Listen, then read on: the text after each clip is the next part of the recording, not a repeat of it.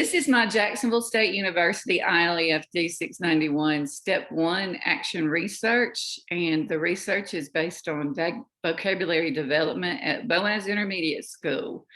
Our committee, if you don't mind, just wave at me when I call your name, is Jennifer Cox, ELA 5th grade teacher. Amanda Duckett couldn't be with us today. I am Patricia Marlene Gregory Freeman, a JSU student and 5th grade ELA teacher. Marty Hatley may join in. He's not with us at the time.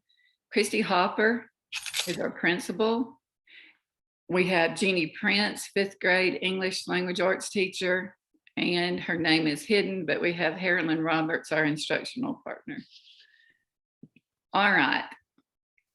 This is my agenda, and the first thing I want to point out, because the numbers were interesting to me, was from an Alabama.com article by Miss Crane in 2018.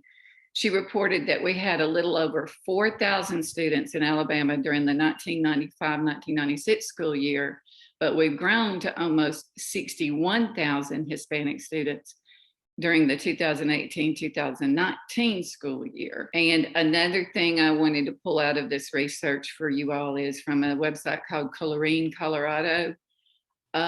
It tells us that vocabulary is limited when entering the United States. Of course, we knew that, but our own native speakers enter kindergarten knowing 5,000 words or more on average. But in contrast, the ELL entering only know, well, they do know probably 5,000 words in their own language, but just a few words in English. So as our English speaking native speakers continue to learn new words, the ELLs continually have more words to learn to try to close that gap.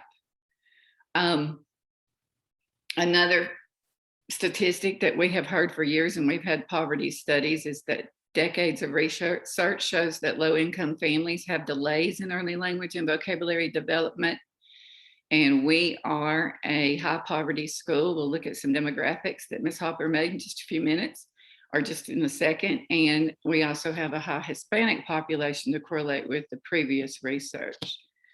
Here's the table I was talking about. Our poverty rate at BIS has been consistently at 70% or higher over the last 5 years.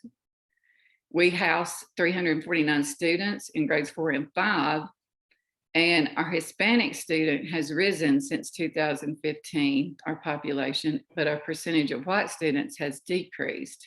And if you look at the last 3 years, we have had 40% or higher of Hispanic students. We also serve English language learners, and we served, over the last 3 years, we've served over 50 in ELL, and we have some that we closely monitor. Along with that, we have these high numbers of students that English is not their first language at home. And so either the parents don't speak English at all, or maybe just one parent does, or if they do, they choose to speak Spanish at home, which hinders the vocabulary development. Here is that if you'll notice, this is pulled down for just Boaz City, Boaz Intermediate School, all students over between 2014 and 2019 have scored below 50% in reading proficiency. Then the next table you'll see when I go to the next slide is just our Hispanic population, a subgroup. And what you see here is that they have consistently scored either right at 30% or below 30% between 2014 and 2019. And then the last subgroup that I pulled out was low income. And for some reason, it didn't go past 2017, and the website didn't say why, but through those years, we have scored less than 40% consistently. So it's 50% for all students, 40%, less than 40% have been proficient if they're considered poverty, and right at 30 a little bit, and then mainly below 30% for our Hispanic students have been proficient in reading.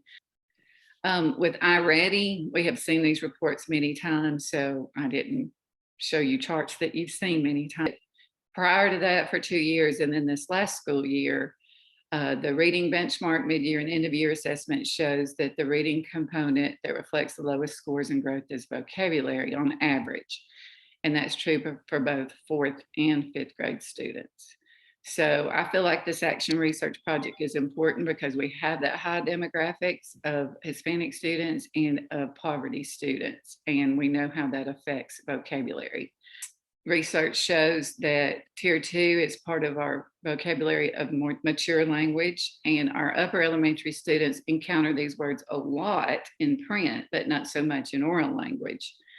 So the rest of what I have here, you have already seen, and it is the plan for improvement approach I really liked when I was doing research, called semantic reasoning, and students use critical thinking skills to infer meanings of words by studying multiple images of the words used in different contexts.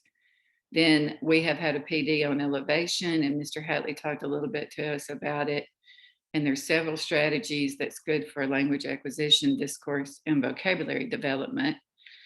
Of course, we'll continue our discourse and word talks with our core reading program and in our guided reading lessons.